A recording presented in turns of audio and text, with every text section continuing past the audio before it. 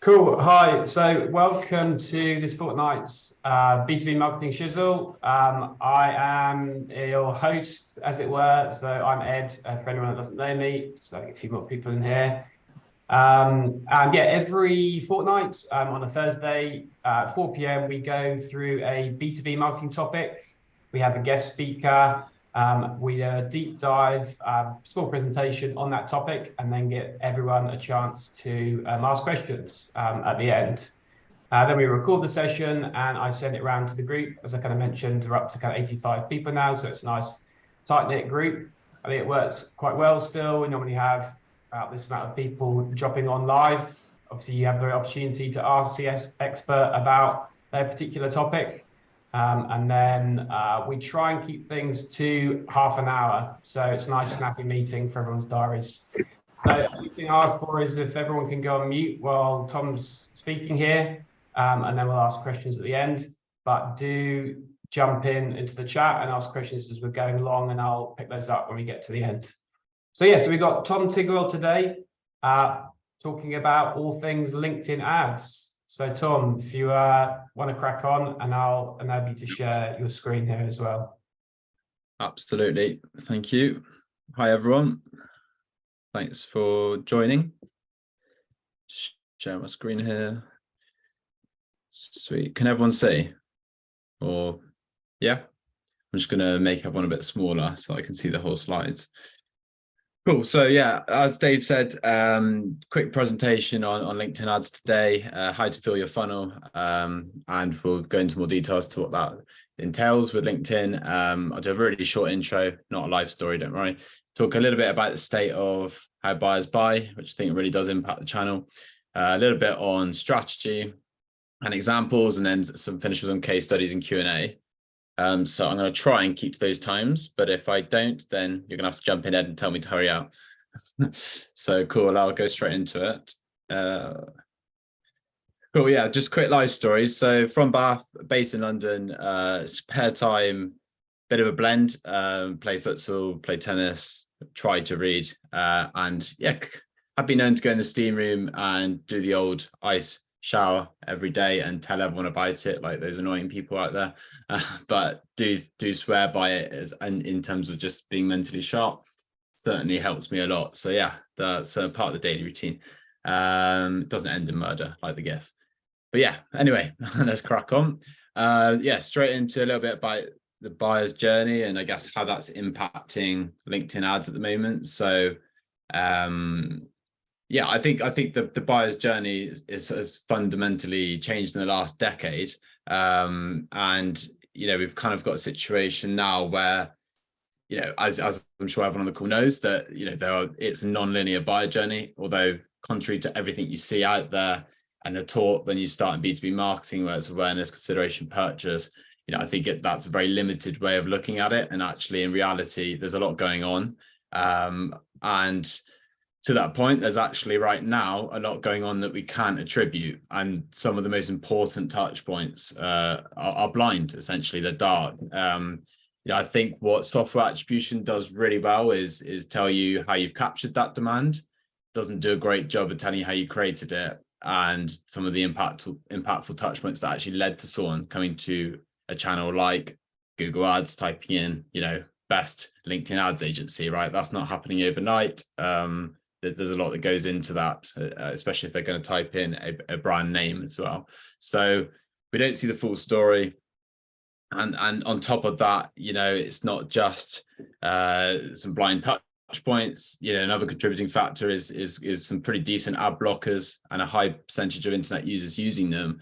And obviously the rise of privacy preferences, especially in the EU, people rejecting these cookies, they're blind. So blind from an attribution perspective. So there's quite a few factors there that have led to what I believe is short-termism in practice. It's excessive capturing of leads on the platform, and probably a misguided obsession in general in B2B marketing to what can be attributed. And I think that's leaving a lot on the table of doing valuable activities that can't be completely tied to return on investment or anything more tangible like a lead.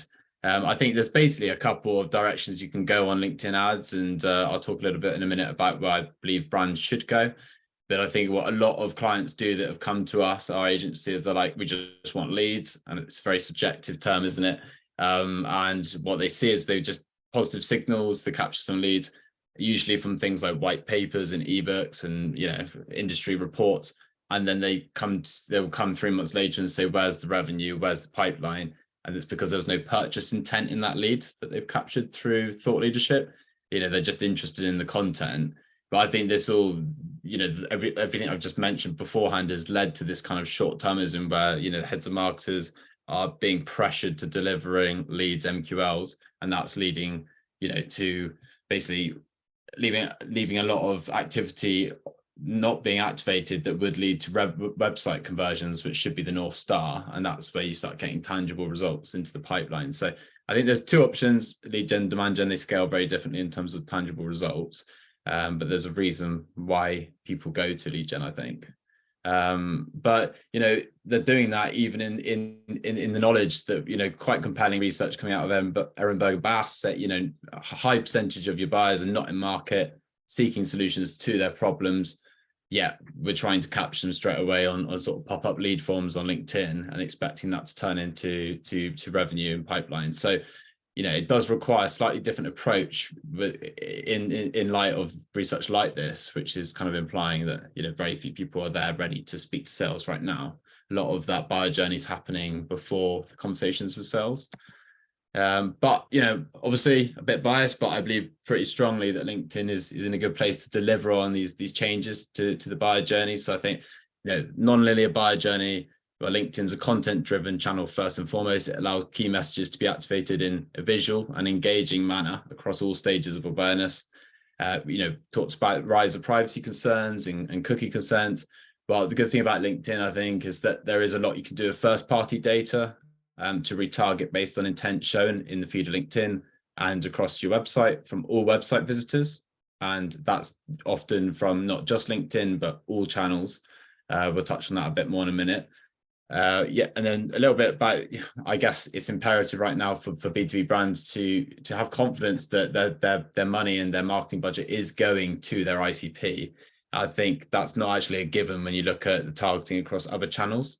When you come to LinkedIn, I think it is unparalleled and unmatched in terms of the B2B targeting abilities and how granular you can get to reach your ICP. So that's obviously a key benefit.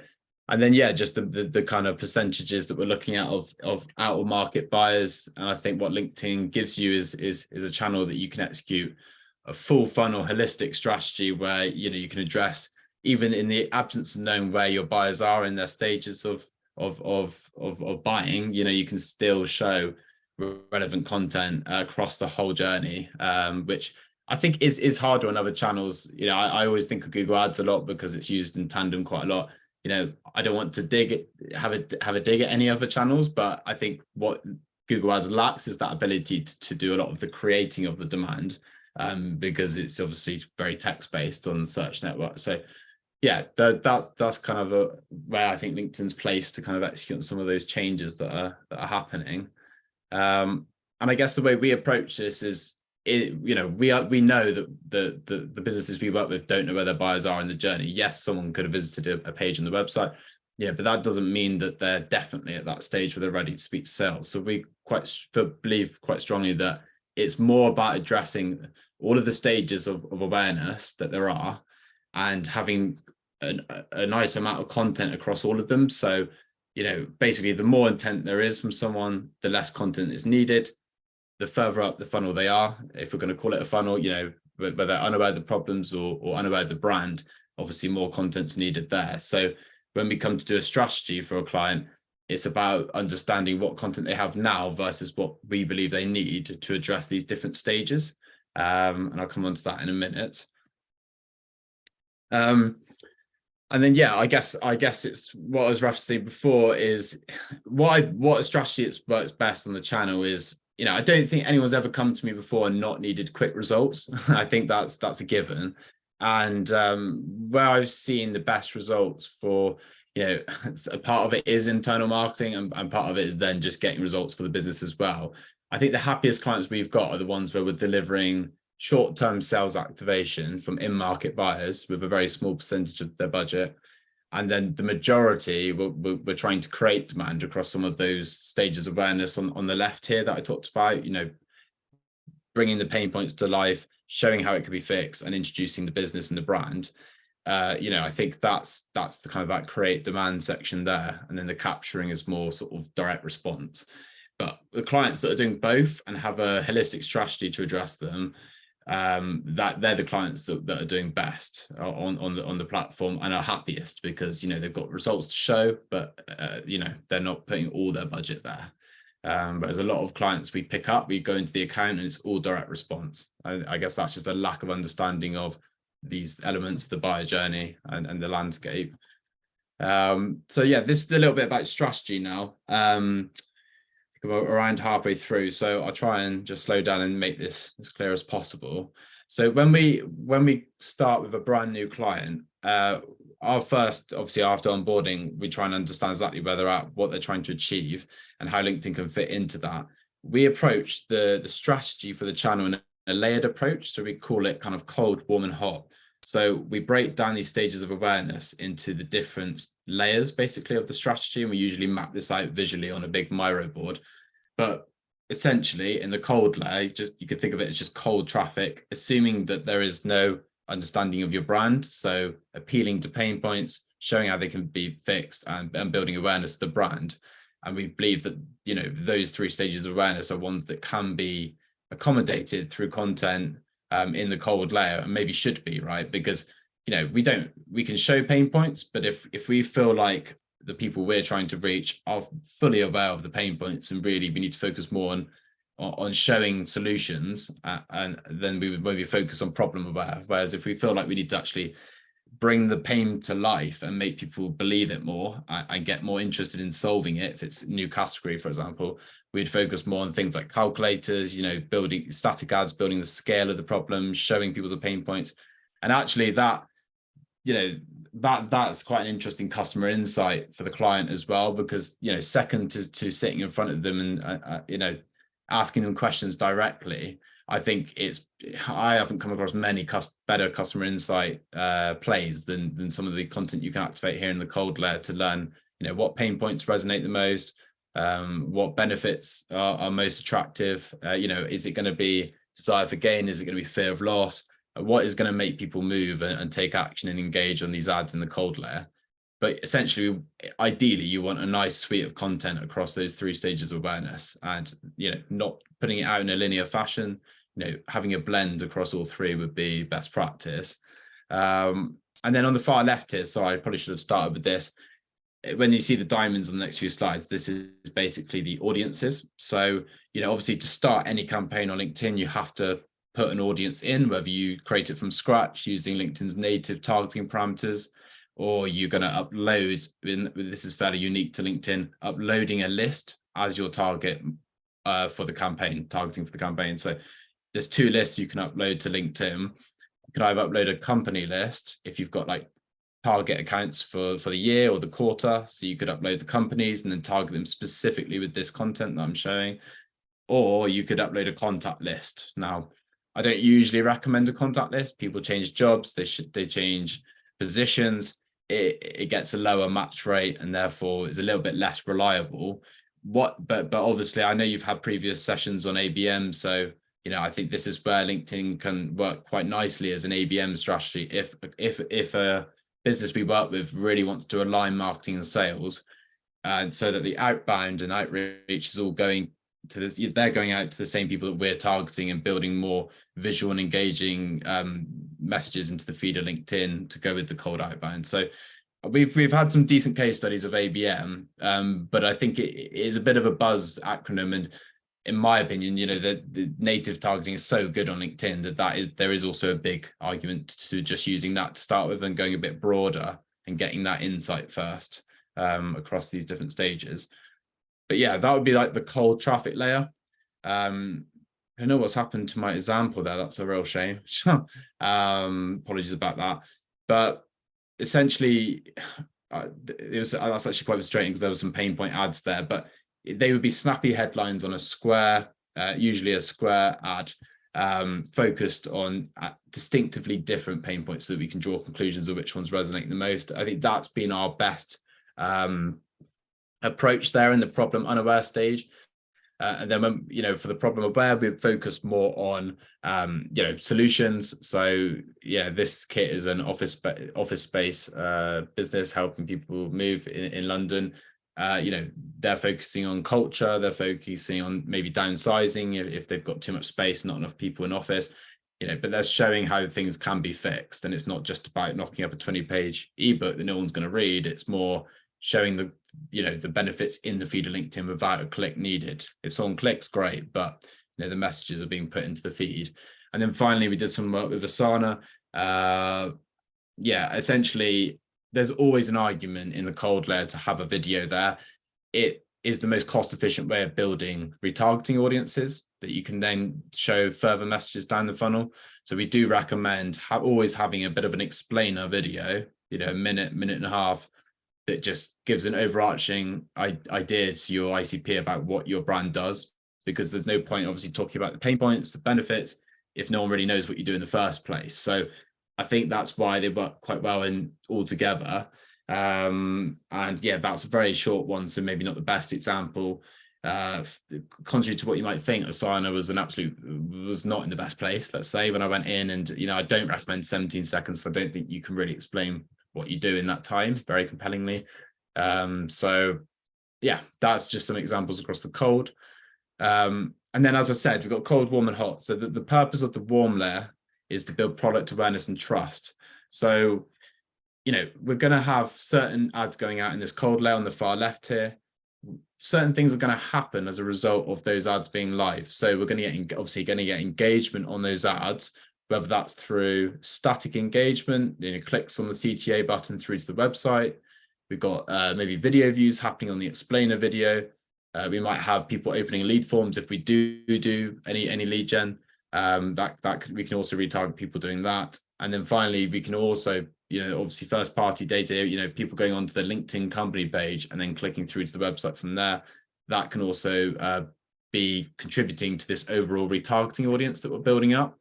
The last one I didn't mention there is the top one, which is maybe worth elaborating on. So all website visitors. It's quite an interesting one because, it's not just about website visitors that have come from our LinkedIn ads. That's actually going to bring in anyone with a LinkedIn profile from any channel that's been on your website. So that's where LinkedIn starts making other channels more efficient, because, if you're bringing in high intent traffic through Google ads, and then they're being pulled into this retargeting audience where they're then seeing the cold and warm content here that we've got, not only are they learning more about us, but we're also maybe prompting them to convert when they come back to the website, because we're building a bit more product awareness and showing proof that we can deliver, getting some trust as well. So I think that's maybe something that some people don't understand about that website retargeting audience. It can be really valuable and obviously it can build up as quick as the website traffic coming to your website. So for some, it doesn't contribute a huge amount, but for people like Asana, they've got hundreds of thousands. So, they just do website retargeting in its own campaign, which is quite interesting based on key pages being viewed. So hopefully that makes sense. So basically think of it as a layered approach. So we're not getting rid of the cold, we're just layering on product awareness and trust building based on intent shown. And just some examples. So if we're going to make people more product aware, we might do things like a carousel. We'll flick through how it actually works, how the platform works, how the product works, how the service works. 3 simple steps, and show it in the feed of LinkedIn. I think the big thing I try and say is if there's 0.4% click-through rate on LinkedIn as an average on a static ad, that's 4 out of 1,000 people clicking on your ad. So if 996 people aren't, then let's show them something they can consume in the feed of the platform and make sure that they're better off in terms of their knowledge of your business, even if they don't click. I think that's the general concept of why the carousel is quite effective. We do see some lagging conversions happening from carousels where, 14 days later they booked a demo, but was it that carousel that played a key role? We don't know, but we think it does. And then just building trust, it's testimonials, maybe in static form or video form, and it may be referencing some third-party reviews if you're on G2, Capterra, that kind of thing. I'm just going to speed up a little bit because I think I've only got like 2 minutes.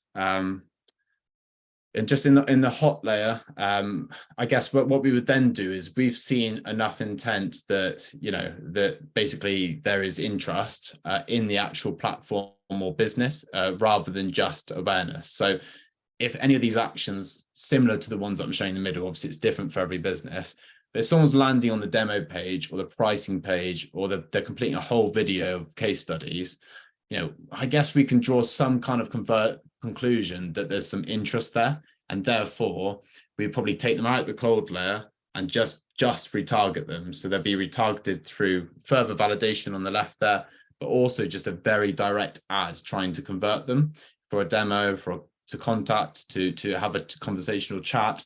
Might direct them to, you know, Calendly or something that's more bottom of the funnel focus. So couple of examples here. We work with a sustainability brand called Greenamy. Yeah, they just start your trial, sign up, book a demo. Yeah, and sometimes we'll do dynamic ads, as you can see on the right there. They work quite well, just linking straight to a demo page on a website as well. And it's just another touch point on the feed of LinkedIn on your homepage, which is quite effective. So yeah, the results of that we've seen from this layered approach, where you kind of have a holistic content strategy for the channel across all those stages of awareness that I tried to run through quickly, is just a significantly lower cost per website conversion. And if I had to sum up really quickly, you know, the North Star on this channel, in my strong opinion, should be a website inbound, a hand raiser saying they want to speak to sales because of all the groundwork you've put in. And, you know, just to sum up, I think, you know, if you did nothing else, it's about trusting the channel. I think the clients that have not seen something in the first month because we're not collecting leads from an ebook are the ones that fail, and the ones that stick with it and roll out a strategy like this are certainly the ones that then start seeing the website conversions going up and to the right, not only from LinkedIn, but obviously overall, because LinkedIn is bringing new inbounds that they may never have had because it's creating that demand. It's not just capturing people.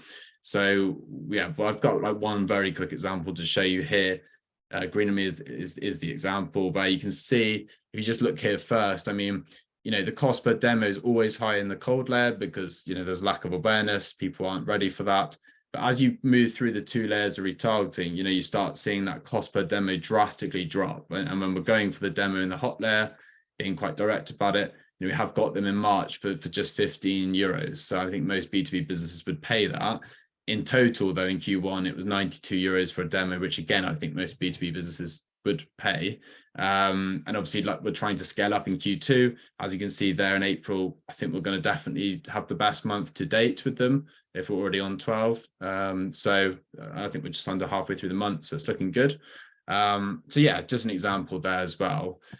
There's just some lead gen examples, which maybe we can send the slides out after, Ed. We're well on 21 minutes. So yeah, that was a really quick run through. Sorry if I spoke too quickly, but it was a short amount of time to cover a lot. No, perfect, Tom. And it's amazing amount of kind of granularity you can get into the platform and the way, you know, you approach it through the journey. I was going to ask you first straight away about an ice bath, if that's a major part of your routine, and how much that applies to LinkedIn ads. But yeah, so we've got like kind of probably 5-6 minutes to ask some questions. I think I'll jump in first in terms of how much, you know, when you kind of go through an organic process of LinkedIn, a lot of it is tied, and what I've seen is kind of individuals in the company as well, as opposed to the business. I know that you can't, say, target ads out from a kind of a personal profile, but is there a personal element that should be included within the creatives in themselves, coming from, say, you know, the person will be running a demo, or from individuals within the company as well?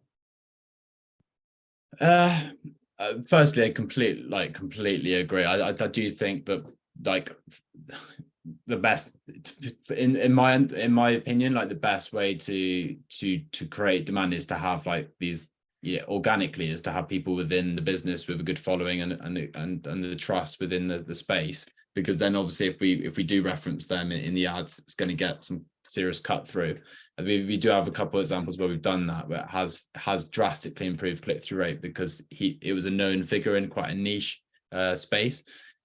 But one thing I should say is that being able to advertise through a personal profile is also coming. I think it's later this year. So that's going to be an interesting evolution, right? To be able to do that and leverage the following that people have built on the ad platform. So that is coming.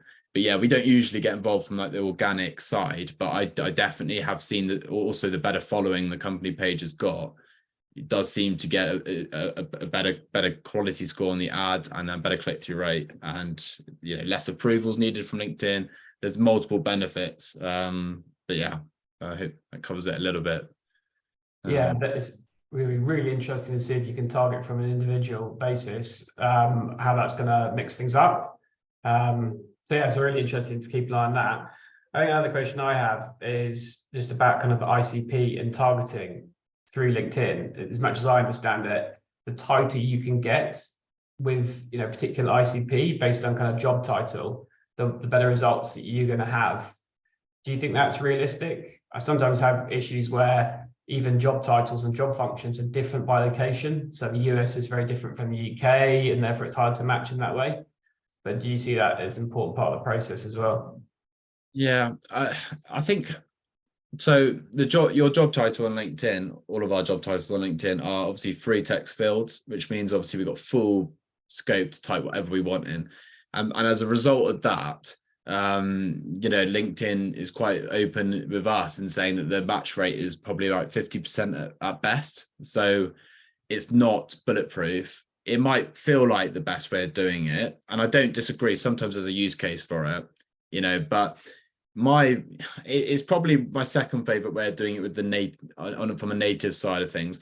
Personally, like I think most businesses need to come targeting by department if they can, so by job function, because actually a lot of clients that we've had have been surprised by either titles that they didn't include, that they didn't tell us about, that are actually really of interest and are part of the buying committee, and they've been maybe surprised by who they thought were the hero, influencers that were going to take that action and book a demo, and it's just not happened. And if they didn't start broader, cast the net wide to start with, and then narrow with exclusions over time with the demographic and firmographic data, they would have never have got that insight. So I think looking at it more broadly, capturing the whole function and then narrowing it by the seniority of people's job, industry, company size, that's probably a better way to start. And then you can still exclude job titles before you begin if you really wanted to. That's typically how I'd advise doing it, but it does come down to budget, because I didn't really capture it too much in the presentation, but what you don't want to do is have a really broad audience of hundreds of thousands of people and only reach them once with these ads. So when I was going through those cold layer campaigns, on average, you really want that frequency metric to be 3 to 5. And then on the retargeting, you want that to be 5 to 10. You really want to ramp that up in retargeting and be top of mind when you're trying to convert people. So, there's a calculation that needs to happen, really. There's not one size fits all answer to that. But I would say anywhere from kind of 10,000 to 100 the absolute max. And that is usually achievable if you drill down further into people's ICPs. Interesting amount of frequency, you think, to be able to get people to take an action. Super important. I think that Greenamy, they've been going after the same 14,000 in Europe for probably 6 months. And the results are just starting to show, right? Because just that consistent updating of ads, but to the same audience. They're not, we did start broad with them, but then we've been on that same audience for like 6 months now. And I think it's a good case study of just being consistent, I think, for smaller audience, because they've got $5,000 a month, so they can't target everyone in Europe. So yeah. Sounds good. We're nearly at time. I suppose last one from me. Just on the creative, I know video is kind of super hot, and how much you apply video in terms of the format. You had like an explainer on there, all kind of individuals talking. I think I suppose it's good to hear just briefly on that. I think the other thing is just that classic kind of pattern interrupt. Like, do you recommend having something which is visually arresting or gets an action, or something which is more consistent with branding that, as you say, with that level of frequency builds up awareness in terms of action? Yeah, it's a good question. I want to address the second part quickly first. I think the less it looks like a B2B ad, the better, is what I've seen. So I think people overestimate, personally, and I know I'll be challenged on this, but I do think people overestimate the impact of just having the logo, or looking exactly the same every single time. I do get over if you are much bigger, or you might want to maintain that brand equity and things like that. But for most of the people I work with, they're not a household name, and actually they could benefit more from just being a little bit more disruptive, stopping the scroll, getting people's attention so they actually read and consume the ad, rather than just being all branded and getting a really bad click-through rate and that really bad video consumption rate, people dropping off after 2 seconds because you haven't hooked them properly. So I think actually it's more important to just have engaging content than it is to just focus on brand, right? Personally, obviously a blend is best. And then on the video front, explain the video I think is key, but we can get people cost per views on the platform for like 2 to 5p or cent or whatever currency. It's so cheap for video views. And so as long as you can get a decent video for different stages of that funnel that doesn't have a drop-off rate in the first 25%, you can build these retargeting audiences very cheaply, I guess, rather than relying on fairly high CPCs on LinkedIn, depending on who you're targeting. So I guess my recommendation is just having at least one. It's the thing that clients have the least amount of, I think, when I work with them.